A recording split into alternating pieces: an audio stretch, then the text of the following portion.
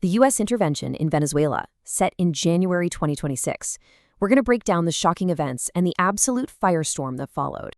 Okay, just imagine this. You wake up one morning, you check the news, and a world power has basically just kidnapped the leader of another country. I mean, that's exactly what the world saw happen in January 2026. This wasn't just another military strike. This thing completely threw out the rulebook of how countries are supposed to deal with each other. And right away, this one single action forces this huge question on everyone. Was this a legitimate act of justice? Or was it just a flat-out act of war? And believe me, the answer to that question would split the entire world. The whole thing was given a codename Operation Resolve. And its goal? Simple, but incredibly bold. Take out the head of the Venezuelan government. So how in the world did this actually go down? Well, this definitely wasn't some spur-of-the-moment thing. It was actually the climax of a shadow war that had been going on for months. We're talking 35 different strikes on ships they claimed were trafficking drugs. Then, bang, U.S. Special Forces drop into Caracas, they grab President Maduro, and they fly him straight to American soil. The official reason they gave? They labeled him a narco-terrorist. And that specific label, well, it would have some massive legal and political fallout. So, back in the States, wow, the news hit like a ton of bricks, and it instantly split the country right down the middle. I mean, the reactions showed just how deep the cracks in American society really were.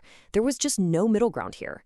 And when you look at the polling, the numbers tell the story. The country was basically paralyzed. You had a third of people for it, a third totally against it, and another third who were just not sure what to make of it all. This was way more than just a political disagreement. It really showed a country that was completely conflicted about its place in the world. Now, here's where it gets really interesting. When you break it down by political party, you see a pretty clear split. Democrats, almost all of them, were against it. But look at the Republican side. Yeah, a majority supported it, but a really big chunk, 35%, had some serious concerns. That tells you that even for people who might lean towards supporting this kind of thing, something about it felt off. So you've got two completely different stories being told, right? It's not just politics. It's like two different realities. On one side, people saw it as a totally legit law enforcement action to protect Americans. On the other, they saw it as a cynical, illegal war for oil, plain and simple. And that whole "it's for the oil" thing, that wasn't just a fringe idea. More than half of all Americans, 51%, believed that was the real reason this all happened. That kind of deep suspicion about the government's motives really fueled the opposition. Okay, but what about the actual people at the center of all this? To really get what Operation Resolve meant, you have to look at it from the perspective of the Venezuelan people themselves, both the ones who'd already escaped the country and the ones who are still there. You have to remember, even before this intervention, Venezuela was a country in crisis. We're talking 8 million people. That's nearly a quarter of the entire population had already fled. They were escaping an economic collapse and just brutal political oppression. This huge diaspora is going to play a major role in how this whole thing is seen. So for those millions of Venezuelans living all over the world, hearing that Maduro had been captured, oh man, it was a moment of pure joy. You saw parties break out in the streets from Lima to Madrid. To them, this wasn't an invasion. It was a liberation. It was the first little bit of hope they had that maybe, just maybe, they could go home again. But if you were in Venezuela, it was a totally different story. People there didn't wake up to celebrations. They woke up to the sound of explosions shattering their windows. The feeling on the ground was, complicated. For sure, there was relief that Maduro was gone, but that was mixed with this deep anger that their country's sovereignty had just been violated.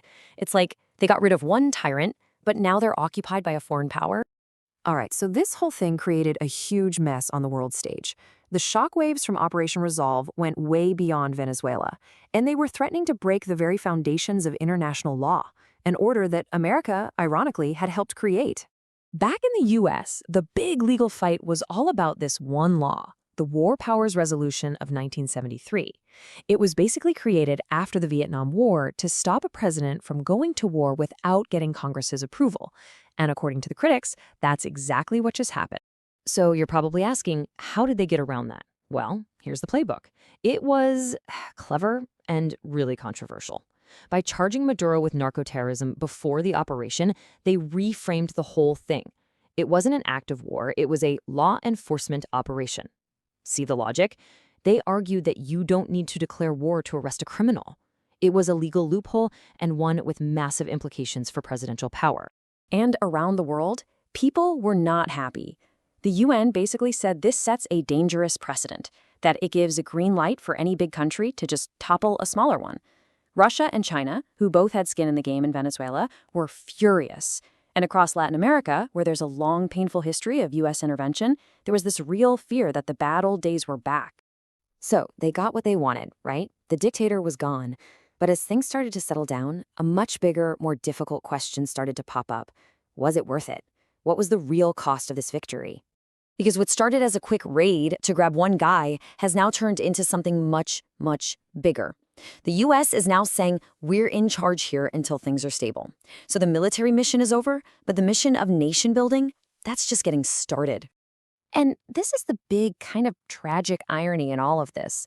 To get rid of one dictator, the United States might have just destroyed its own moral authority and torn down the very international system it spent decades putting together.